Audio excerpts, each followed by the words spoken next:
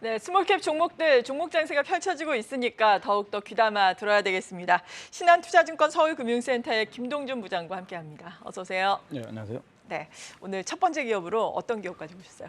예, 삼익 THK입니다. 네. 60년에 설립이 됐고요. 역사가 오래됐죠. 1960년이요?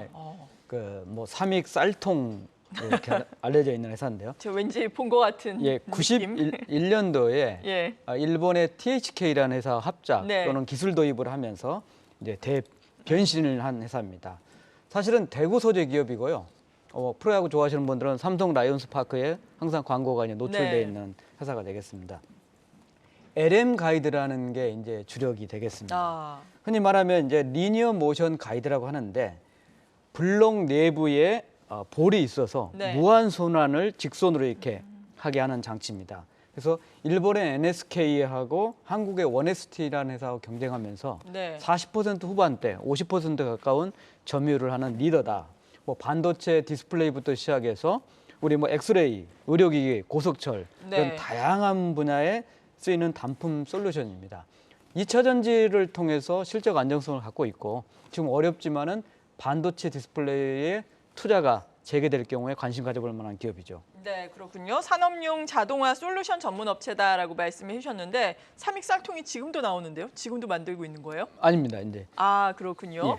이 워낙에 유명해서 다른 기업에서 쌀통은 제조를 하고 있는 것 같고 사업별로 주목해 볼 만한 포인트는 어떤 것들이 있습니까? 우선 이제 신공장을 만들어서 네. 생산 능력을 증설을 하고 있는 과정이 코로나 때문에 지연됐습니다. 그래서 금년도에 완성이 될 텐데 완공이 되면은 생산 능력이 30% 정도 증가하는 효과가 있기 때문에 생산 능력 증가 효과가 있다 이렇게 네. 볼 수가 있고 두 번째로는 이제 말씀드렸듯이 LM이라는 제품이 이제 모듈화되고 쉽게 얘기하면 뭐 다양하게 모듈화된 부분이 MC 메카트로 시스템이라는 쪽으로 연결이 되는 네. 모듈화된 제품이 되면서 이 제품을 통해서 지금 실적 모멘텀이 되고 있습니다. 이 MC라는 제품은 흔히 말하면 직교 좌표 로봇이라고 합니다. 그래서 4축까지 로봇이 활동할 수 있는 로봇 업체다 이렇게 볼 수 있겠고 디스플레이, 뭐 웨이퍼, 반도체, 이송 장치뿐만 아니라 또 내진, 네. 지진 관련해서 내진 쪽에도 있고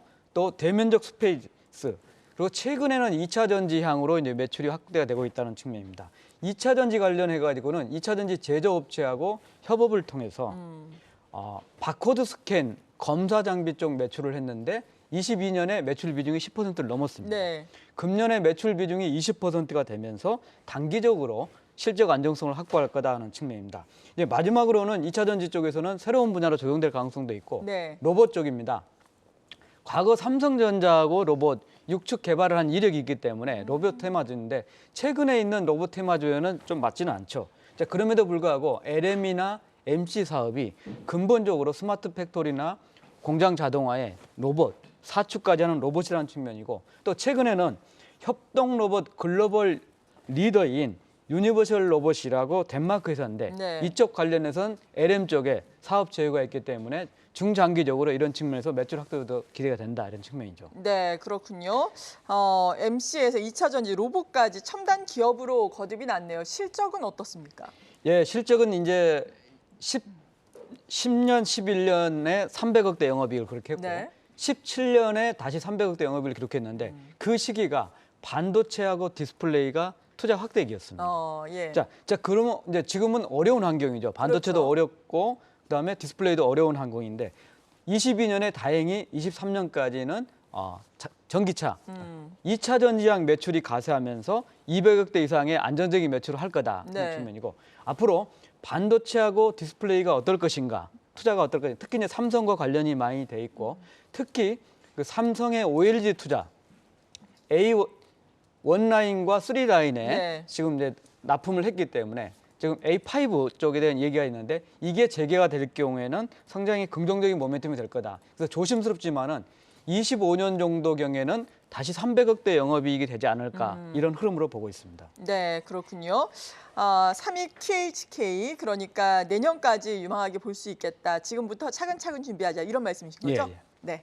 계속해서 두 번째 기업 알아보겠습니다. 두 번째 기업은 세코닉스입니다. 최근에 주가의 움직임이 좀 있었네요.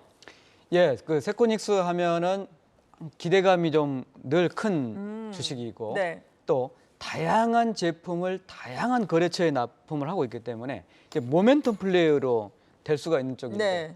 그동안 이제 실적이 좀 되지는 않았습니다. 근데 이제는 세코닉스가 과거에는 핸드폰에 모바일 쪽의 매출 비중이 높았지만은 지금은 전장 쪽으로 시프트를 했다 이렇게 볼 수가 있고 이 전장 쪽에 이제 자동차 쪽에 매출을 시프트를 했으면 여기서 실적이 나와야 한다.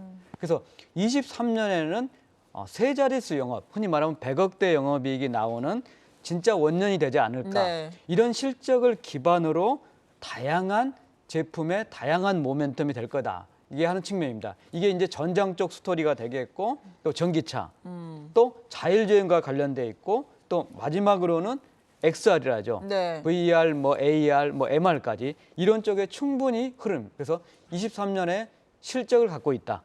그리고 이 실적의 기반이 좀 나타난다고 하면은 충분히 다양한 그런 긍정적 모멘텀이 주가에 반영되는 한 해가 아닌가 이런 측면이죠. 네, 정말 다양한 제품을 생산을 하고 있다 보니까 고객사도 상당히 다양하잖아요. 고객사별로 또 어떤 제품들이 나가고 있는지도 알아볼까요? 우선 이제 현대모비스는 핵심 파트너입니다. 네. 이제 우선 이제 자동차에 카메라가 들어가는데 그쪽의 렌즈는 다 이 회사 제품이죠. MC넥스를 통하든 예. 파트론을 통하든 삼성전기를 통하든 두 번째로는 이제 카메라 모듈 자체는 현대모비스를 통해서 이제 현대차 그룹에 납품하는 구도.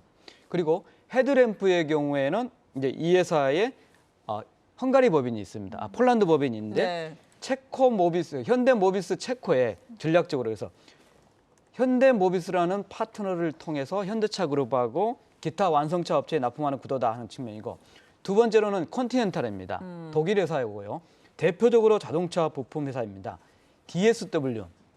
요즘 이제 운전자 상태 인식하는 관련 쪽으로 카메라 렌즈, 그러니까 카메라 모듈을 하면 매출이 클 텐데 네. 이 카메라에 쓰이는 렌즈를 납품하는 쪽입니다. 22년부터 매출이 급증하고 작지만은 매출 급증 추세가 되고 있고 또 신제품 개발을 포함해서 전략적 파트너십으로 발전할 가능성도 있습니다. 네. 세 번째 이제 엔비디아입니다.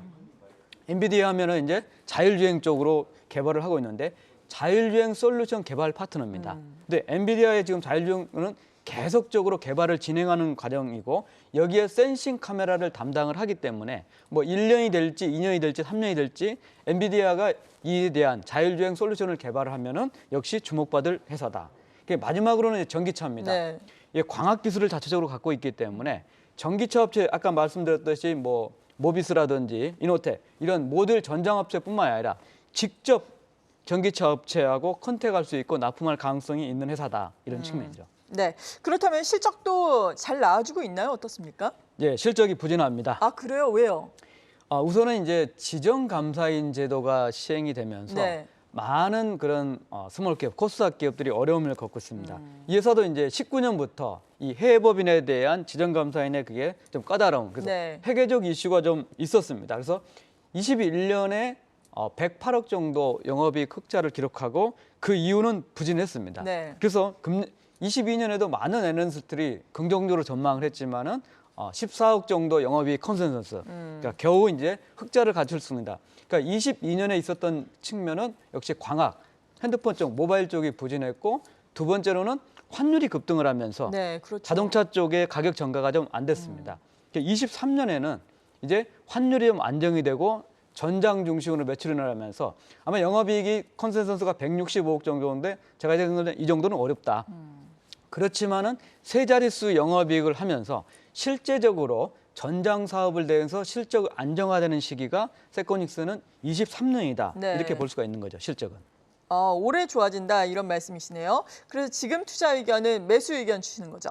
예, 근데 우선 이제 말씀드렸듯이 네. 거래처가 다양하죠. 모비스는 다양하고 뭐 엔비디아까지 있고 또 이미 뭐 알려진 회사도 뭐 젠텍스, 뭐 르마, 커누 이런 회사뿐만이 아니라 또 뷰직스라는 VR, MR 네. 이쪽까지 관련돼 있기 때문에 우선은 실적이 확보가 돼야 한다는 측면이기 때문에 아직 실적 공시를 안 했습니다. 예. 역시 이제 지정감사인 회계적 이슈가 있기 때문에 앞으로 2월이나 3월 초에 발표된 실적을 일단 한번 보시고 투자를 하겠다 싶고 제가 실적과 주총을 통해서 회사의 그림을 한번 그려본다면 네.